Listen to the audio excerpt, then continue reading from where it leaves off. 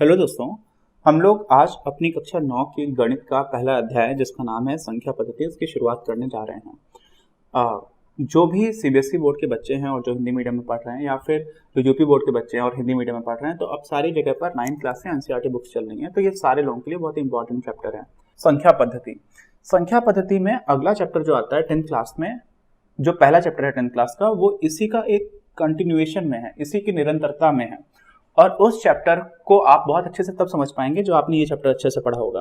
और वो चैप्टर कक्षा 10 का जो पहला चैप्टर है वो बोर्ड एग्जामिनेशन के लिए भी बहुत जरूरी है। और साथ में गणित की आपकी ओवरऑल जो अंडरस्टैंडिंग है, जो ओवरऑल समझ है, वो अच्छी बने, उसके लिए भी ये अध्याय बहुत ही महत्वपूर्ण है। तो हम लोग शुरुआत करते हैं। अब मैंने यहाँ पर दो चीज़ें लिखी हुई हैं, एक लिखा हुआ है दशमलव संख्या प्रणाली और दूसरा लिखा हुआ है number system versus numeral system. अभी थोड़ा इंग्लिश का टर्म है, वो क्यों इंग्लिश में डाला मैं बता दूंगा। दशमलव संख्या प्रणाली क्या होता है? हम लोगों ने बचपन में गिनतियां सीखना स्टार्ट किया था, तो हम लोग कुल मिलाकर के 10 अंकों का प्रयोग करते थे गिनती लिखने में। अब इन 10 अंकों से हम सारी संख्याएं लिख देते हैं। कोई भी संख्या लिखनी है, हम इन्हीं 10 अंकों का प्रयोग करते हैं। आपको मालूम है, जब आर्किमिडीज था तो आर्किमिडीज ने पाई का मान कई दशमलव के कई अंकों तक निकालने की कोशिश की थी, लेकिन उसके पास ये दशमलव संख्या प्रणाली नहीं थी। वो जिस तरह की प्रणाली का प्रयोग करता था वहां पर गणनाएं करना बहुत कठिन होता था।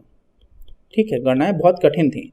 जैसे कि उदाहरण के लिए मान लीजिए आपको मैं रोमन संख्या में XV है और इसमें मैं L से कह रहा हूं कि मल्टीप्लाई कर दीजिए, तो अब ये जो गुणा करना है बहुत कठिन हो जाता है।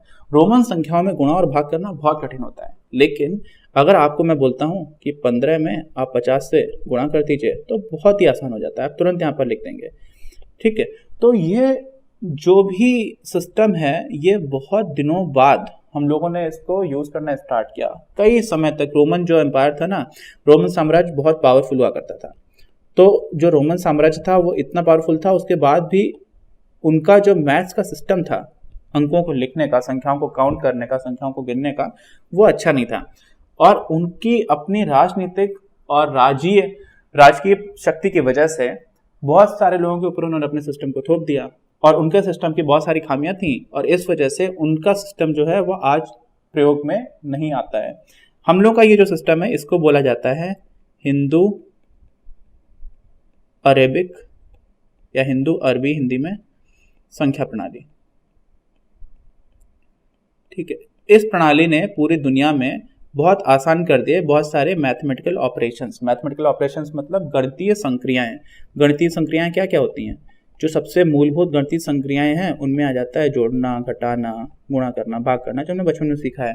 फिर उसके बाद से घात भी आ जाती है, जैसे 2 की घात 5 है। 2 की घात 5 का मतलब क्या हुआ? 2 को आप 5 बार आपस में गुणा कराते चले जाएंगे। ठीक, तो हुआ ये कि हम लोगों के पास जो आज संख्या प्रणाली है जिसको हम लोग सबसे ज्यादा प्रयोग करते हैं वो है दशमलव संख्या प्रणाली। लेकिन इसको छोड़ करके एक और चीज होती है जो आपकी बुक में सीधे सीधे नहीं दे रखी है, आपकी पुस्तिका में नहीं है, लेकिन फिर भी महत्वपूर्ण है आपकी समझ बढ़ाने के लिए। तो उसको जो संख्या प्रणाली है उसी को इंग्लिश में बोलते हैं नंबर सिस्टम। ठीक है, तो आपका ये जो चैप्टर है इसको इंग्लिश वाली जो बुक में नाम है उसका नाम है नंबर सिस्टम। लेकिन नंबर सिस्टम और न्यूमरल सिस्टम इसमें थोड़ा सा अंतर होता है। मुझे न्यूमरल की हिंदी नहीं पता थी, शायद अंक प्रणाली बोलते होंगे, और ये तो संख्या प्रणाली है जहां तक मुझे पता है। आई एम नॉट श्योर, पूरी तरह से मैं कंफर्म नहीं हूं। ये हो गई संख्या प्रणाली और ये हो गई अंक प्रणाली। ठीक है, बट 100% श्योर नहीं हूं इसलिए मैंने इसको इंग्लिश में लिखा हुआ है। तो संख्या प्रणाली और अंक प्रणाली में क्या होता है? संख्या प्रणाली का मतलब है हम लोगों का जो अपनी क्लास चैनल है ना, इसका एक पहला वीडियो आया था जिसका लिंक है डिस्क्रिप्शन में मौजूद है, और उसमें हम लोगों ने बताया था कि कुछ जानवर भी होते हैं जैसे कि चिंपैंजी होता है। ठीक है, वो क्या करता है चिंपैंजी, अगर आपने एक तरफ 6 के लिए रखे हैं और एक तरफ 7 के लिए रखे हैं, तो वो एक ही रास्ता अगर उसके पास जाने का, या तो वो सिर्फ इधर जाए और या सिर्फ इधर जाए, तो वो इस तरफ चला जाता है। क्यों? क्योंकि छोटी छोटी संख्याओं के समूहों में वो भी मतभेद कर लेता है, उसको भी समझ होती है। इसका मतलब क्या हुआ कि जो जानवर हैं क्या उनको गिनती आती है, क्या वो गिनना जानते हैं? तो उसका उत्तर होगा नहीं, उनको गिनना नहीं आता है, लेकिन उनके पास अपना एक संख्या बोध होता है।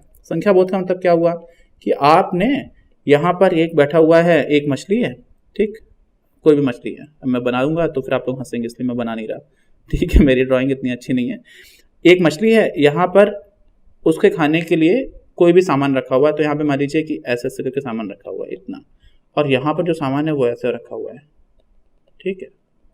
तो उसको मात्रा की समझ होती है, वो देख लेती कि यहाँ पे ज़्यादा सामान है, किस तरफ, इधर ज़्यादा सामान है, तो वो हमेशा ही इस तरफ जा चली जाएगी पहले, क्योंकि उसको दिखेगा कि इधर ज़्यादा सामान है। तो मात्रा की समझ होती है, उन्हें गिनना नहीं आता है। तो उनकी इस मात्रा की समझ को ही हम लोग क्या कहते हैं, संख्या बोध। अब ये सब मैं आपको क्यों बता रहा हूँ, ये इसलिए बता रहा हूँ कि अगर इंसान ना भी हो, फिर भी प्रकृति में बहुत सारे ऐसे जीव जंतु हैं जो संख्या के महत्व को थोड़ा थोड़ा समझ पाते हैं। निश्चित रूप से जितना विकसित हम लोग हैं मानसिक रूप से, उतना वो जानवर विकसित नहीं है, और इस वजह से वो उतने अच्छे से नहीं समझते हैं, बट फिर भी उनको थोड़ी बहुत मूलभूत समझ होती है। तो इसका मतलब यह हुआ कि भले ही इंसान हो या ना हो, संख्याएं तो कहीं ना कहीं से प्रकृति में और लोगों के भी काम आ रही होती हैं, और एक तरह से संख्याओं का अपना खुद का अस्तित्व है, ऐसा लगता है। यानी कि चाहे इंसान हो चाहे ना हो, संख्याएं तो हैं प्रकृति में। और वो बात सही है, कैसे सही है, ये भी आप हमारा वीडियो देखेंगे पहले वाला, तो आपको समझ में आ जाएगा। तो फिर अंक प्रणाली क्या होती है, न्यूमरल सिस्टम क्या होता है। अंक प्रणाली ये होता है कि जब एक, आज से मान लीजिए कई हजार साल पहले, 5, 6, 7 हजार साल पहले कोई इंसान था और उसके पास कुछ भेड़ थी, तो वो भेड़ों को गिनना स्टार्ट करेगा, तो वो ऐसा करके लाइन खींचेगा। ठीक है, मान लो उसके पास इतनी भेड़ है, ये कितना लिखा हुआ है, 8 है। ठीक, तो उसने कहा कि 8 भेड़ है। अगर अब उसी के पास 200 भेड़ हो, तो वो क्या फिर ऐसे ऐसे ऐसे ऐसे करता ही रह जाएगा। ठीक है, और अब मान लीजिए ये जो भी संख्या लिखी हुई है, ठीक, अब मैं आपसे पूछता हूँ कि ये संख्या क्या लिखी हुई है, तो आपको ये सब कुछ गिनना पड़ेगा, बिना गिने आप नहीं बता पाएंगे। इसका मतलब जैसे ही संख्याएं बड़ी होती हैं, तो आप लाइन खींच करके जो गिनना स्टार्ट किया जाता था, वो बहुत ही कठिन हो जाता है। अब मान लीजिए, मैं गिन नहीं रहा हूं, लेकिन मान लीजिए कि ये संख्याएं हैं 41, 41, मान लीजिए, मैंने गिना नहीं है, हो सकता है मैं गलत हूं, फर्क नहीं पड़ता। लेकिन बात है, जो कहने का मतलब वो ये है कि आप 41 को देखते ही समझ जाते हैं कि किसकी बात की जा रही है ना। लेकिन ये इतना इस तरह से लिखना समझ में नहीं आता है। तो ऐसा तो नहीं है कि ये लिखने का जो सिस्टम है वो खराब है, गलत नहीं है, सॉरी, खराब है। ठीक, गलत और खराब होने में क्या होता है, खराब का मतलब होता है कि बेहतर हो सकता है, और गलत का मतलब होता है कि नहीं नहीं ये तो बिल्कुल ही गलत है। तो ये सिस्टम खराब है और ये सिस्टम बेहतर है। जैसे हमने बताया था, ऐसा ही बीच में रोमन सिस्टम आया था, तो कभी ये होता होगा, उसके बाद फिर रोमन सिस्टम आया, उसके बाद से हमारी हिंदू अरबी प्रणाली आ गई। तो अब हुआ क्या कि उसी संख्या को, एक ही संख्या है, मान लीजिए 41 है, तो किसी ने ऐसे लिखा, जो किसी और तरह से लिखने वाला होगा, वो किसी, जैसे जो रोमन नंबर सिस्टम है, वो कैसे लिखेगा 41 को, वो अपना अलग तरह से लिखेगा। हम लोग जब लिखेंगे तो हम लोग इस तरह से लिख देंगे। ठीक है, दशमलव प्रणाली में। तो एक ही संख्या को अलग अलग तरह से जब लिखा जाता है, तो हम उसको बोल देते हैं कि ये तो अंकीय प्रणाली है, ये संख्या पद्धति नहीं है, ये अंकीय प्रणालियां हैं अलग अलग, है ना। तो अब बात समझ में जाती है कि जो संख्या प्रणाली है वो ज्यादा प्राकृतिक और ज्यादा मूलभूत चीज है, जबकि अंकीय प्रणाली तो अलग अलग है। यहाँ पर एक और उदाहरण है, बहुत छोटा सा, मैं जल्दी से दूंगा आपको। ये क्या लिखा हुआ है, आप तुरंत बोलेंगे ये तो 10 लिखा है सर, लेकिन अगर ये बाइनरी में लिखा होता है यही चिन्ह, तो आप बोलते नहीं सर ये तो 2 लिखा हुआ है। ठीक, अब यही चीज अगर ऑक्टल न्यूमरल सिस्टम में लिखी होती, जिसमें 8 अंक होते हैं 0 से 7 तक, तो वहां पर ये जो है वो 8 होता। इसका मतलब क्या हुआ कि एक ही तरह का चिन्ह है, उस चिन्ह को हम अलग अलग संख्याओं से अलग अलग तरह से निरूपित कर रहे हैं, अलग अलग संख्याओं को निरूपित कर रहे हैं एक ही चिन्ह से।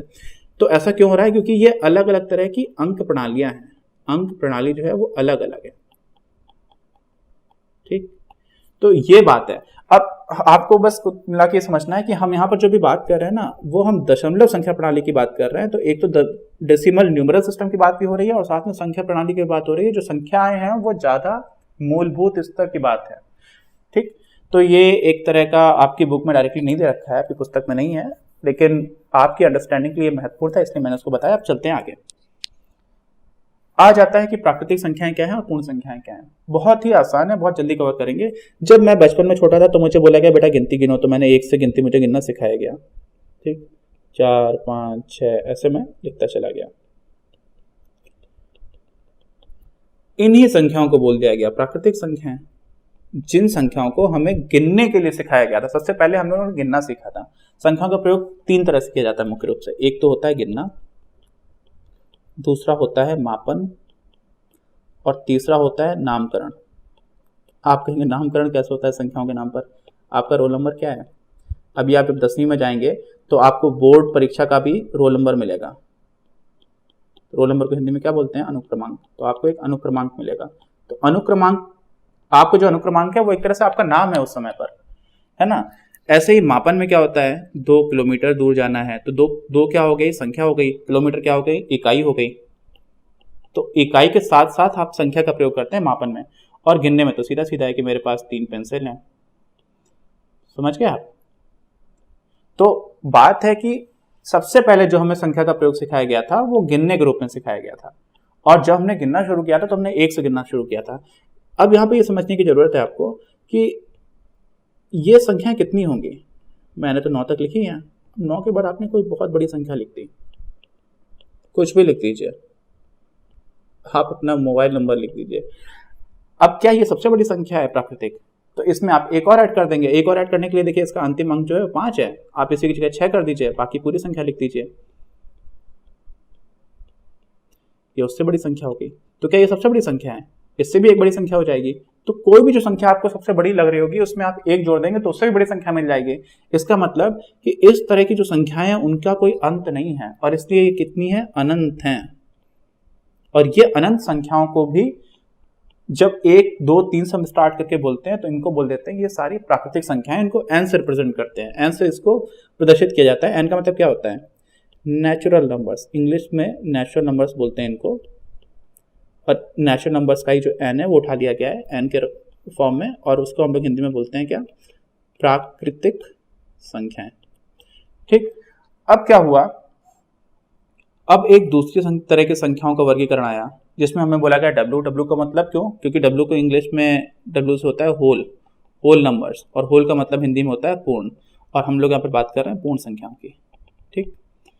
अब डब्ल्यू में क्या होता है? जो कुछ भी एन में है, 1 से शुरू किया, जो कुछ भी है सब कुछ लिख दिया, यानी कि पूरा का पूरा एन तो इसमें आ ही गया। ठीक है, ये जो है एन तो आ ही गया, बस एक अंक और इन्होंने जोड़ दिया जिसको हम लोग बोलते हैं 0। ठीक है। अब ये क्यों इसको पूर्ण बोला गया? क्या इसमें पूर्णता हो गई? तो अलग अलग तरह का कई कारण मैंने ढूंढने की कोशिश की, कोई बहुत सटीक उत्तर नहीं मिला, लेकिन एक जगह पर ऐसा उत्तर मिला। इनको पूर्ण संख्या इसलिए कहा जाता है क्योंकि इसमें जो प्रारंभिक अंक हैं वो सारे दे रखे हैं। शुरू के 9 तक के अंक जो है ना, 0 से लेकर के 10 अंक मिलकर के हम लोग काम करते हैं, तो 10 के 10 अंक आ जाते हैं, इसलिए इसको पूर्ण संख्या कहते हैं। ठीक। तो अभी हमें क्या समझ में आया? जो महत्वपूर्ण बात है वो ये है कि जो W है उसमें पूरा का पूरा N है, साथ में एक अंक और है।